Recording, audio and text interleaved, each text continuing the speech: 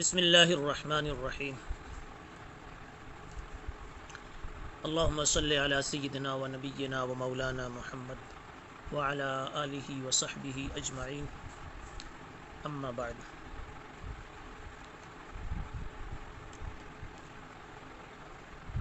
وقولہ عز وجل ایکم زادتہ ہذہ ایمانا فاما الذین آمنوا فزادتہم ایمانا۔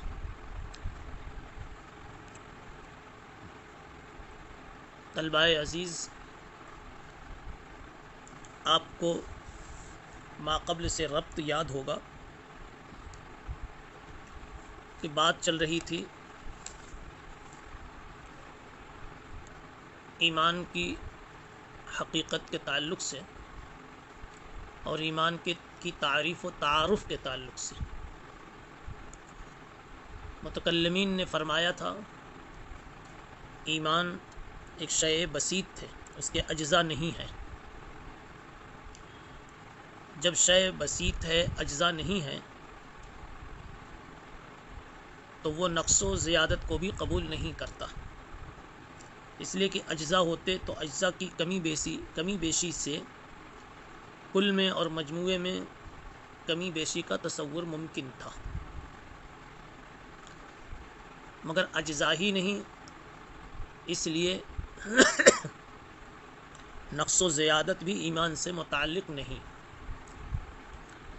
یہ تقریر تھی متکلمین کی۔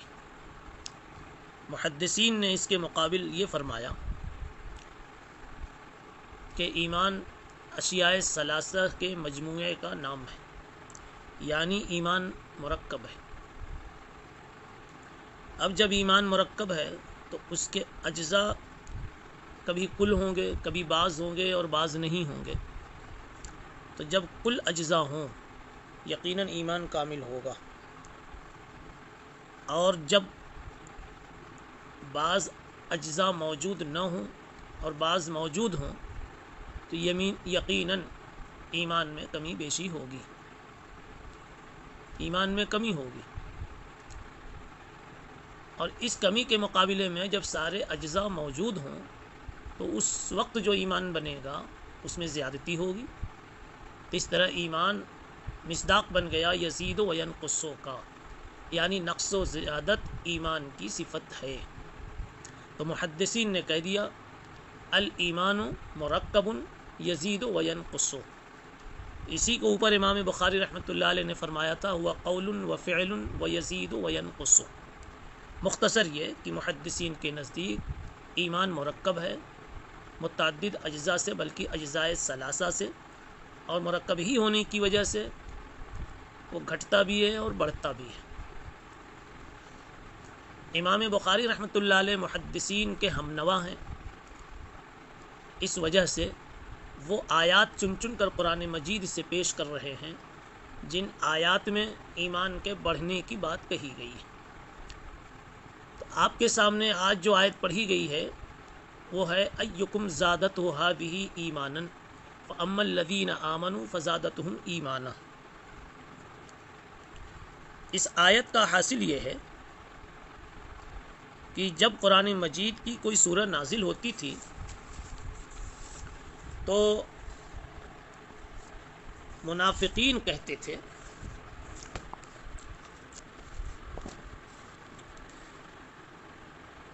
کہ اس آیت کے یا اس سورہ کے نازل ہونے سے لوگوں تم میں سے کس کس کے ایمان میں اضافہ ہوا، یعنی وہ ایک طرح سے استہزاء کرتے، مذاق کرتے۔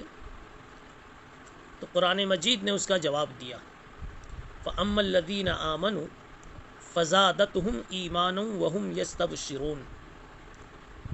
تم لوگوں سے کیا پوچھتے ہو، خود اللہ بتا رہا ہے جو سب سے زیادہ نگاہ رکھتا ہے۔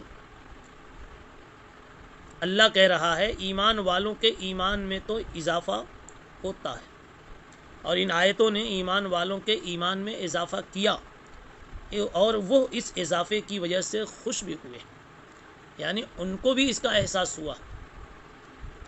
منافقین جو طعن دینے کے لیے، مذاق کرنے کے لیے، استہزاء کے لیے جو یہ سوال کرتے تھے ایکم زادت هذه ایمانا، تو اس کا جواب قرآن مجید نے دے دیا کہ ایمان والوں کو تو زیادتی کا پتہ بھی چلا، خوشی بھی ہوئی، تمہیں پتہ نہ چلا تو تم اپنی بات بھی سن لو۔ پھر قرآن نے اگلی آیت میں بتایا وَأَمَّا الَّذِينَ فِي قُلُوبِهِم مَّرَضٌ فَزَادَتْهُمْ رِجْسًا إِلَىٰ رِجْسِهِمْ وَمَاتُوا وَهُمْ كَافِرُونَ، کہ جن کے دلوں میں نفاق ہے، بیماری ہے، چھپا ہوا کفر ہے، ایسوں کی گندگی میں اضافہ کر دیا ان صورتوں نے، اور اسی مرض میں رہتے رہتے وہ دنیا سے بھی چلے گئے۔ یعنی مطلب یہ کہنے کا ہے کہ اس قرآن کی صورتوں اور آیتوں نے اپنا اثر تو دکھایا، لیکن جس قلب میں اثر قبول کرنے کی صلاحیت تھی وہیں اس کے اثر کا ظہور ہوا، اور جس قلب میں بیماریاں تھیں، کمزوریاں تھیں، صلاحیت نہیں تھی، وہاں یا تو اس کا اثر نہیں ہوا یا یہ کہ اس کا الٹا اثر ہوا، بجائے ایمان بڑھنے کے، تعلق مع اللہ بڑھنے اور بڑھنے کے، اور بجائے قلب میں نورانیت اور روحانیت آنے کے، قدورت بڑھتی گئی، ظلمت بڑھتی گئی۔ جس طرح آدمی بہترین کھانا بنا کر 2 آدمیوں کے سامنے پیش کرے، اعلیٰ درجے کی بریانی، مسالہ بھی، تیل بھی، اور دوسرے اجزاء بھی اس کے کامل اور مکمل، کھانے میں کوئی نقص نہیں بلکہ کمال ہی کمال ہے، لیکن کھانے والے 2 طرح کے، ایک کا معدہ مضبوط ہے، قوت ہاضمہ صحیح ہے، ظاہر سی بات ہے کہ وہاں اس کے اچھے اثرات ہوں گے، اور قوت ذائقہ بھی صحیح ہے، اس کی لذت کا بھی اس کو احساس ہوگا، وہ خوشیاں بھی محسوس کرے گا۔ اور دوسرا جس کا معدہ بیمار ہے، ضعیف ہے، اس میں ہضم کی صلاحیت نہیں ہے، وہ بریانی کے ان دانوں کو، چاولوں کو استعمال کرنے کی، ہضم کرنے کی طاقت نہیں رکھتا ہے، ظاہر سی بات ہے کہ ایسے کو اس کا نفع تو کیا ہوگا، اس کی وجہ سے اس کے معدے میں مزید فساد پیدا ہوگا۔ اسی مزید فساد کو قرآن نے کہا وَأَمَّا الَّذِينَ فِي قُلُوبِهِم مَّرَضٌ فَزَادَتْهُمْ رِجْسًا إِلَىٰ رِجْسِهِمْ۔ تو اس آیت کو امام بخاری رحمۃ اللہ علیہ نے پیش کیا تھا زیادتی ایمان کو ثابت کرنے کے لیے، مگر یہ اور اس جیسی تمام آیات کا ایک جواب پہلے بھی دیا جا چکا اور آج بھی اس کا اعادہ کیا جا رہا ہے کہ اصل میں جتنی زیادتیاں ہو رہی ہیں، بتلائی جا رہی ہے، یہ نفس ایمان کی زیادتی نہیں ہے، نفس ایمان اس کا محل نہیں ہے، بلکہ وصف ایمان ہے۔ نفس ایمان اور وصف ایمان دونوں کا فرق ہمیشہ یاد رہے، نفس ایمان میں زیادتی نہیں، اور وصف ایمان نام ہے کمال ایمان کا، یعنی ایمان میں زیادتی نہیں ہوتی نفس ایمان میں، بلکہ کامل ایمان میں ایمان کا کمال بڑھتا جاتا ہے، صفت اس کی بڑھتی جاتی ہے۔ تو ان آیات سے جو کچھ بھی امام بخاری رحمۃ اللہ علیہ نے پیش کیے ہیں، ان آیات سے جس زیادتی کا پتہ چلتا ہے وہ ایمان میں نہیں، ایمان کے متعلقات میں، ایمان کے اوصاف میں، ایمانی صفات میں اضافہ ہوتا ہے۔ اس کے آگے آیت ہے وَقَوْلُهُ فَاخْشَوْهُمْ فَزَادَهُمْ إِيمَانًا وَقَالُوا حَسْبُنَا اللَّهُ وَنِعْمَ الْوَكِيلُ۔ یہ سورہ آل عمران کی آیت ہے، اس کا تعلق احد کی جنگ کے بعد کے ایک واقعے سے ہے۔ غزوہ احد کے بعد ایک غزوہ تاریخ میں ملتا ہے، اس کو غزوہ حمراء الاسد کہتے ہیں، جس کی بہت مختصر تفصیل یہ ہے، بہت مختصر وضاحت یہ ہے کہ جب احد میں مسلمانوں کو بظاہر شکست ہوئی اور 70 صحابہ کرام شہید ہوئے، تو اس وقت اب جب اہل مکہ واپس ہو رہے تھے اپنی فتح کا شور کرتے ہوئے، تو ابو سفیان جو اس وقت ذمہ دار تھا، سب سے بڑا ان کا آدمی تھا، ابو سفیان نے کہا کہ ہم نے بڑی غلطی کی جو ہم مسلمانوں کو یوں ہی چھوڑ کر آ گئے، اب جب ان کے 70 بڑے بڑے مارے گئے تو چاہیے یہ تھا کہ ہم اور تھوڑی سی ہمت کرتے، تو پھر تمام کو ہی کچل کر رکھ دیتے، مدینے کو آگ لگا دیتے، پھر ان کو بالکل بے جان کر دیتے، پھر وہ کبھی ہمارے خلاف تیار نہیں ہوتے۔ اس کی خبر جناب رسول اللہ صلی اللہ علیہ وسلم کو لگی کہ وہ اس طرح سے پلان بنا کر پھر واپس آنا چاہتے ہیں، تو آپ نے صحابہ میں اعلان کر دیا کہ دشمن کا تعاقب کرنے کے لیے کون تیار ہے، تیار ہو جاؤ۔ مسلمان باوجود کہ زخم کھائے ہوئے تھے، اپنے ہاتھوں اپنے شہیدوں کو دفن کیے ہوئے تھے، لیکن پھر بالکل تازہ دم ہو گئے، نبی کے اعلان پر نکل گئے۔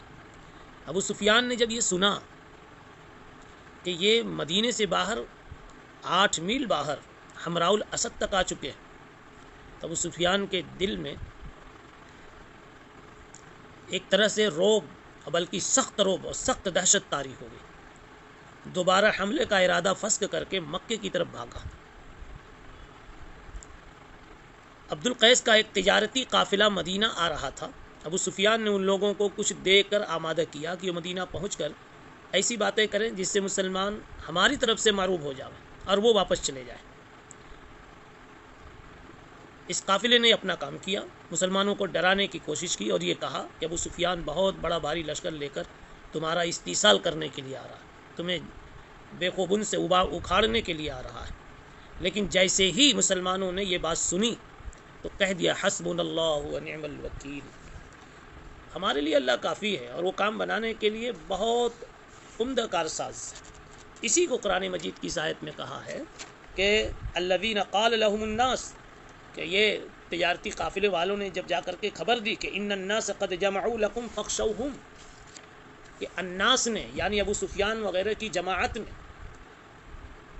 بڑا لشکر جمع کیا ہے، فاخشوہم، ڈرو ان سے، فزادہم ایمانا، تو ان کو ان کے ایمان میں اس جملے نے اور مترقی کر دیا، ان کے ایمان میں اضافہ ہو گیا.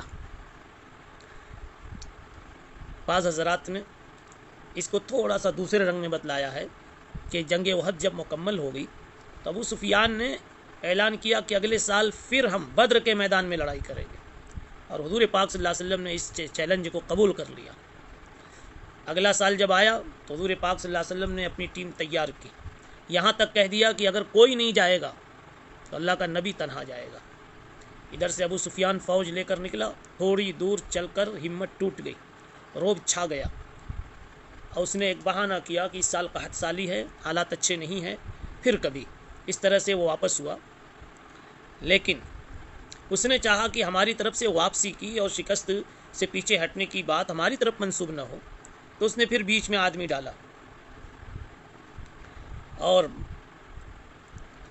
مسلمانوں کو ڈرانے کی اور دھمکانے کی کوشش کی. لیکن مسلمانوں کو جیسے ہی اس کی خبر ملی کہ مکے والوں نے بڑی بھاری جمعیت اکٹھا کی ہے، ڈرانے والوں نے جب تک آ کر کے یہ کہا تو مسلمانوں نے کہا حسبنا اللہ و نعم الوکیل، ہمارے لیے اللہ کافی ہے. بہرحال یہ چاہے پہلا واقعہ ہو غزوہ حمراء الاسد والا یا یہ دوسرا قضیہ ہو، دونوں بالکل قریب قریب ہیں. وہ حد سے ہی دونوں کی شاخ جا کر جڑ رہی ہے. یہاں تو امام بخاری رحمۃ اللہ علیہ کا مدعا صرف اتنا ہے کہ جتنا ہی ان کو ڈرایا گیا اتنی ان کے ایمان میں اضافہ ہوتا گیا. تو نفس ایمان کا یہ اضافہ نہیں تھا بلکہ یہ کمال ایمان میں اضافہ تھا. جو ایمان تھا اس کی صفات میں اضافہ ہوتا گیا. اگلی آیت ہے وما زادہم الا ایمانا و تسلیما. اس آیت کا تعلق غزوہ احزاب سے ہے. غزوہ احزاب میں، غزوہ خندق میں، جس کا دوسرا نام غزوہ خندق ہے، کفار تنہا نہیں آئے تھے بلکہ دوسرے قبائل کو لے کر مدینہ پر حملہ کرنے کے لیے آئے تھے، اور وہ کہہ رہے تھے کہ اب ہم ایسا حملہ کریں گے کہ مدینے کو ختم کر کے رکھ دیں گے. اور یہ بات سچ ہے کہ انہوں نے بہت بڑی جمعیت اور بڑی طاقت اکٹھا کر لی تھی. قرآن مجید نے اس غزوے کی اہمیت اور کفار کی اس غزوے میں جو طاقت وغیرہ کا جو نقشہ کھینچا ہے ویسا نقشہ کسی بھی غزوے کے تعلق سے نہیں ہے. قرآن مجید نے کہا حتی بلغت القلوب الحناجر وبلغت القلوب الحناجر، لوگوں کے سانس اکھڑنے لگے تھے مسلمانوں کو. لیکن جیسا کچھ تھا، جیسے کچھ بھی حالات تھے، مسلمانوں کی نگاہ تو اللہ کے وعدوں پر تھی. جب کوئی بات اس طرح کی پیش آئی تو انہوں نے یہی اپنی کیفیت دل کی ٹٹولی اور دیکھ کر کے کہا ما زادہم الا ایمانا و تسلیما. قرآن مجید نے اسی کیفیت کے تعلق سے بتایا کہ ان تمام حالات نے ان کو ایمان میں اور خدا کے فیصلے پر راضی رہنے کے سلسلے میں ایمان و تسلیم کے تعلق سے ان کو اور آگے بڑھا دیا. تو امام بخاری رحمۃ اللہ علیہ اس میں بھی ایمان کے اضافے کی بات کر رہے ہیں. اس کا بھی جواب یہی ہے کہ یہ صفات ایمان میں اضافہ ہے، اوصاف ایمان میں اضافہ ہے، کمال ایمان کے اعتبار سے اضافہ ہے، یا متعلقات ایمان کے اعتبار سے اضافہ ہے، اصل ایمان اور نفس ایمان کے اعتبار سے یہ اضافہ نہیں ہے۔ تو یہ جتنی آیات ہیں، ان تمام آیات میں حضرت نے جو کچھ بھی ثابت کیا ہے وہ اضافہ در کمال ایمان ہے، نہ کہ در نفس ایمان۔ سبحان اللہ و بحمدہ، سبحان اللہ العظیم۔ بقیہ گفتگو انشاءاللہ اگلے سبق میں ہوگی۔